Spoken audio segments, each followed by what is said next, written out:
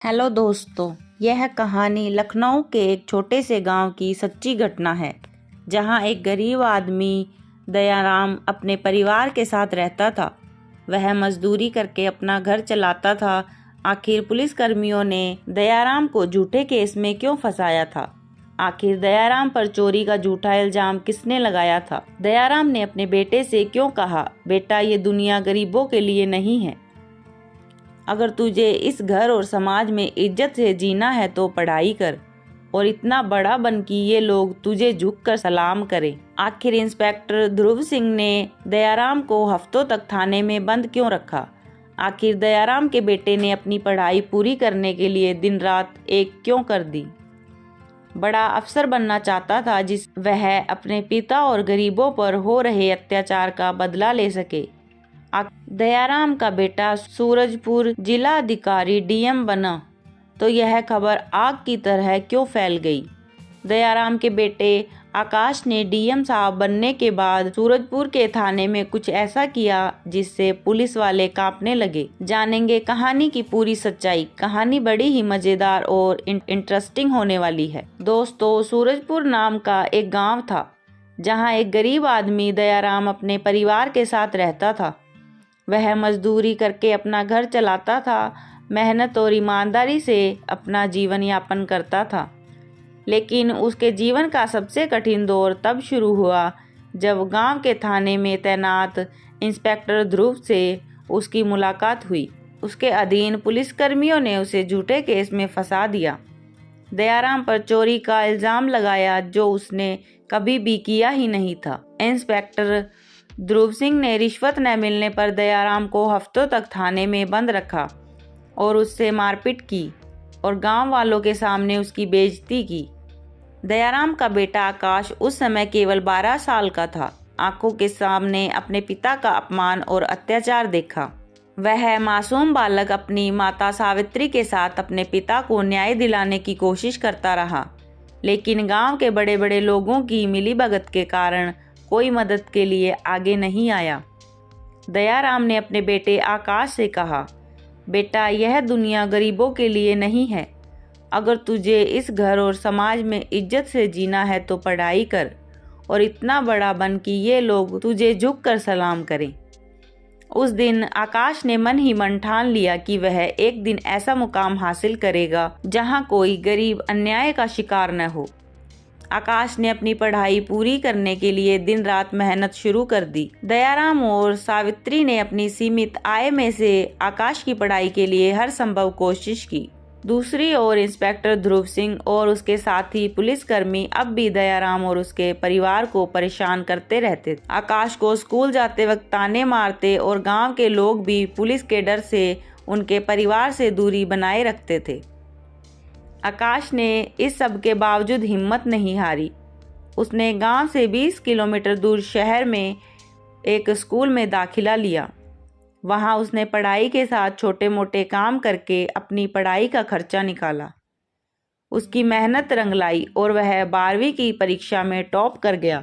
इसके बाद आकाश ने सिविल सर्विस की परीक्षा की तैयारी शुरू की। इसी बीच दयाराम की तबीयत खराब हो गई। लंबे समय तक तनाव और अत्याचार का असर उनके शरीर पर दिखने लगा। आकाश ने जब यह देखा तो उसकी इच्छा और दृढ़ हो गई। उसने अपने पिता से वादा किया, पिताजी एक दिन मैं ऐसा इंसाफ लाऊंगा कि आपके साथ हुए अन्याय का हिसाब होगा। आकाश ने सिविल सर्विस परीक्षा पास कर ली और वह जिला अधिकारी डीएम बन गया। उसकी पोस्टिंग किसी और जिले में हुई, लेकिन किस्मत को कुछ और ही मंजूर था। कुछ महीनों बाद आकाश का ट्रांसफर उसी जिले के सूरजपुर थाने के क्षेत्र में हुआ जहां उसके पिता को प्रताड़ित किया गया। सूरजपुर थाने में अब भी इंस्पेक्टर ध्रुव सिंह तैनात था। समय ने आकाश को ताकतवर बना दिया, लेकिन ध्रुव सिंह अभी भी उसी घमंड और भ्रष्टाचार में डूबा हुआ था। आकाश ने अपने पिता से अपने संघर्ष की पूरी कहानी सुनाई। तय किया कि वह इस अन्याय का बदला लेगा, लेकिन कानून के दायरे में रहकर। आकाश अब सूरजपुर जिले का अधिकारी डीएम बन चुका था। गांव में यह खबर आग की तरह फैल गई। जो कभी दयाराम और उसके परिवार से दूरी बनाते थे, अब उन्हें सलाम करने लगे। आकाश के डीएम बनने के बाद सूरजपुर थाने का माहौल बदलने लगा। पुलिसकर्मी उसकी ईमानदारी और सख्ती के किस्से सुन चुके थे। आकाश ने अपने काम को पूरी गंभीरता से शुरू किया। उसने गांव वालों की समस्याएं सुनी और उनके हल के लिए तत्काल आदेश दिए। इसी बीच उसने थाने में चल रही गतिविधियों की गहरी छानबीन की। वह जानता था कि इंस्पेक्टर ध्रुव अब रिश्वत और अत्याचार से लिप्त था। आकाश ने ध्रुव के खिलाफ ठोस सबूत जुटाने के लिए अपने एक भरोसेमंद अधीनस्थ अधिकारी विकास को इस काम पर लगाया। ध्रुव सिंह के खिलाफ कई शिकायतें मिलने लगी, लेकिन वह हर बार बच निकलता। आकाश ने सोचा कि उसे इस लड़ाई को चतुराई से लड़ना होगा। उसने एक योजना बनाई। गांव के एक व्यक्ति हनुमान ने आकाश को बताया कि ध्रुव ने उसके छोटे भाई को बिना कारण जेल में डालने की धमकी दी है और रिश्वत मांग रहा है। आकाश ने इस मामले को अपने पक्ष में इस्तेमाल करने की ठानी। उसने विकास को हनुमान के साथ एक योजना बनाने का आदेश दिया। हनुमान ने ध्रुव को पैसे देने के लिए तैयार होने का नाटक किया। यह सारा लेन देन एक गुप्त कैमरे में रिकॉर्ड किया गया। वहीं दूसरी तरफ आकाश ने ध्रुव के बैंक खातों और संपत्तियों की जांच के आदेश दिए। आकाश के पिता दयाराम बूढ़े हो चुके थे, लेकिन उनकी आंखों में अभी भी उस पुराने दर्द की झलक थी। आकाश ने उन्हें अपने घर बुलाया और धीरे धीरे अपने मिशन की जानकारी दी। दयाराम ने कहा, बेटा, बदला लेने के लिए अपने सिद्धांतों को मत भूलना। न्याय जरूर करो, लेकिन ऐसा मत करो कि लोग तुम्हारे इरादों पर शक करें। यह बात आकाश के दिल को छू गई। उसने तय किया कि ध्रुव सिंह और उसके साथी पुलिसकर्मियों को उनके अपराध की सजा कानून के दायरे में ही दी जाएगी। एक दिन आकाश ने थाने का औचक निरीक्षण करने की योजना बनाई। उसने बिना किसी सूचना के थाने पहुंचकर वहां मौजूद दस्तावेजों की जांच शुरू की। उसे कई फर्जी फाइलें मिली जिनमें निर्दोष लोगों को फंसाया गया था। आकाश ने सभी दस्तावेज जब्त कर लिए। इसके बाद आकाश ने ध्रुव सिंह को अपने कार्यालय में बुलाया। ध्रुव सिंह ने पहले तो आकाश को हल्के में लिया, लेकिन जब उसने आकाश के सवालों का सामना किया तो उसका घमंड टूटने लगा। आकाश ने उसे उन सबूतों के बारे में बताया जो रिश्वत और भ्रष्टाचार के खिलाफ थे। ध्रुव का चेहरा पीला पड़ गया। आकाश ने कहा, ध्रुव सिंह, तुम्हारे अत्याचारों का हिसाब अब कानून करेगा। जो तुमने मेरे पिता और इस गांव के लोगों के साथ किया, उसकी सजा तुम्हें मिलेगी। आकाश ने सभी सबूतों को जिले के पुलिस अधीक्षक, एसपी और राज्य के गृह विभाग को सौंप दिया।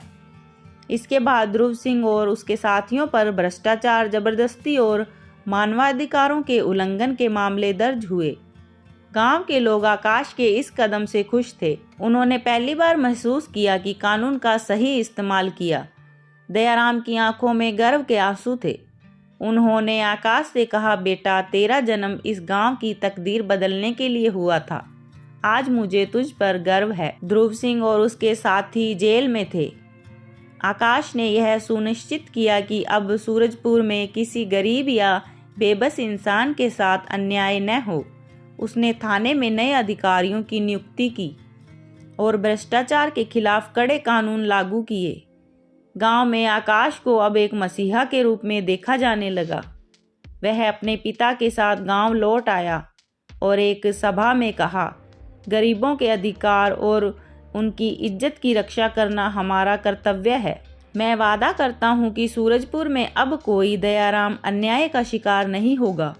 इस तरह आकाश ने अपने संघर्ष और दृढ़ संकल्प से न केवल अपने पिता को न्याय दिलाया, बल्कि उसके अत्याचार से पूरे गांव को भी मुक्ति दिलाई। दोस्तों, कहानी अच्छी लगी हो तो वीडियो को लाइक करें, कमेंट करें और चैनल को सब्सक्राइब जरूर करें। धन्यवाद।